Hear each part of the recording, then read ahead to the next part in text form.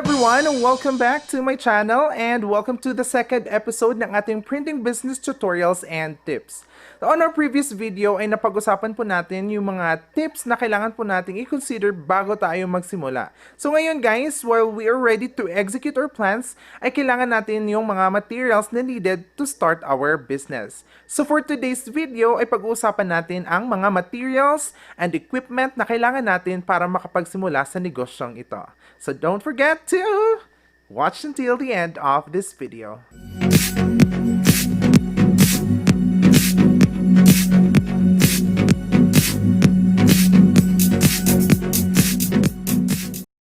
Hindi po ako eksperto sa larangang ito. Ang lahat ng aking sasabihin ay base lamang sa aking nalalaman at opinyon. Maraming salamat po. Alright guys, so guys, there are many materials na kailangan po nating bibilhin to start this kind of business. Not just only the equipment, but the materials na kailangan natin from the smallest thing to the biggest one. So guys, watch this video para malaman nyo yung mga dapat nating bilhin and yung mga tips na ibibigay ko sa inyo. By the way guys, yung sasabihin ko ngayon ay mga materials or mga basic things na kailangan natin to start this business. Kasi yung mga detailed one ay malalaman nyo yan sa ating paggawa ng mga sample products, okay? Like yung mga tapes, mga printing materials, malalaman nyo yan sa aking mga future videos kasi gagawa tayo ng mga samples on how to do those products na ating i-offer sa ating mga clients. First thing and very important na kailangan po natin na meron tayo to start this business ay ang ating mga laptop or desktop computers. So for me guys, gumagamit ako ng laptop. So here's my laptop here. Ito yung ginagamit ko to print ng documents and many other things. So guys, if you have your own laptop already, so you can use that one. And if wala po guys, we can buy na may mga mura po mga desktops dyan. Or if you want to use laptop, you can also invest for that one. Again, magagamit natin ang ating computer sa pag-transfer ng files, sa pag-edit ng mga layout, sa pag-print, and many more. So, nagsisilbi itong heart ng ating business, yung ating mga computer. Kasi dito natin gagawin lahat ng ating mga kailangan to make a product. Next thing po na kailangan natin ay ang printers. Okay? So as what you can see dito sa aking likuran, so meron po ako sa kasalukuyan, meron po akong tatlong klase ng printer. So 1, 2, and 3. Ayan. So guys, as what I have said on my previous video, we can start small. Hindi naman kailangan na bibili tayo agad immediately ng tatlong printers. Okay? So, ang iba't ibang printer na ito ay meron pong iba't ibang gamit sa paggawa natin ng ating mga products, okay? So, we have here my sublimation ink or sublimation printer.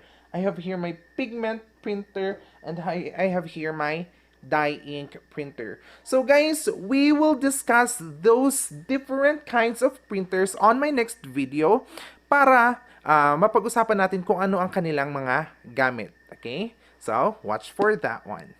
By the way guys, so sabi ko nga sa previous video, start small. So kung isang printer pa lang yung ma-afford mo, so you can buy your printer. Kung magpiprint ka ng mga documents or photos, itong dye ink is already good for your business if you want to start small, okay? So hindi necessary na bibilhin mo itong dalawang klaseng printer, but you can start with one only, okay? So for document printing or for photo printing, so you can use this one.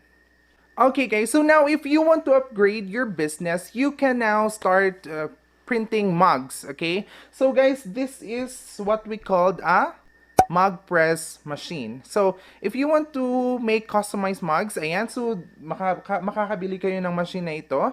At ito po yung mag-transfer ng design sa ating mga mugs, okay? If you want to upgrade, so you can have a mug press machine. So, yung mga detailed na mga dapat gawin kung paano gamitin ang mug press machine ay makikita niyo po yan sa aking mga future videos. So, guys, don't forget to like and subscribe para ma-update kayo if may bago akong uploads. After that one, guys, if you want to upgrade more, if you want to print t-shirt, ayan. So, guys, makakabili po kayo na isang heat press. So, ito pong machine na ito yung mag-transfer ng design sa mga t-shirt. So, ipapakita ko po sa inyo kung ano ang isang heat press. So, ayan na nga guys, no? Ito na siya. Yan, may heat press na tayo. And maya-maya, let's see kung makaka-print na tayo ng t-shirt. So, yung next machine po na ipapakita ko sa inyo ay itong nasa aking likuran, itong color blue. So, ito po yung tinatawag guys na isang laminating machine. So, if gusto nyo mag-upgrade at mag-laminate ng mga documents or photos, so you can have this machine. Okay, so, guys, kailangan lang natin yan ng laminating film and we are good to go. So, guys, it's also very good talaga na magkaroon tayo ng laminating machine. So, ayun yung mga basic na mga equipment na ating mga kailangan para makasimula ng isang printing business. So now guys, let's go to the materials na kailangan natin to start this kind of business. So guys, very basic, kailangan natin mga papers or different kinds of papers like sabi ko na nga, bond papers, photo papers, and many more. So if you want to go with lamination, so kailangan natin ng laminating machine, kailangan natin ng laminating film. We also have here, ipapakita ko sa inyo yung ating paper cutter. So you also need this one. If you want to make magnet or ref magnet, so you can buy magnet sheets, sticker papers, mugs. Okay, I will show you an example of a mug. So ito po yung sublimation mug. Okay? Ito po yung makikita mo lang yung picture kapag nalagyan mo ng mainit na tubig. So, meron din tayo yung pure white lang.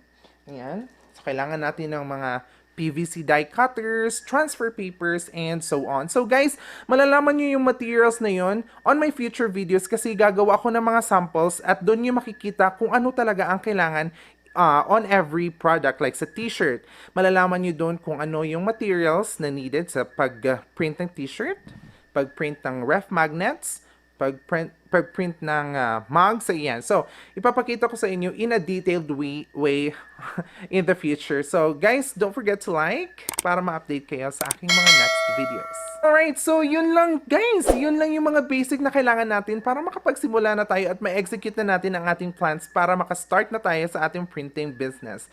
I'm hoping na nakakuha kayo ng idea sa video na ito about sa machine na mga kailangan natin and sa materials. So guys, on my next video, of course, we are going to talk about the different kinds of printers and their uses, okay? So, i-compare natin kung anong gamit ng pigment printer, anong gamit ng sublimation printer, at anong gamit ng dye ink printer. So, please don't forget to like and subscribe, and thank you so much for watching this video, and see you on the next one.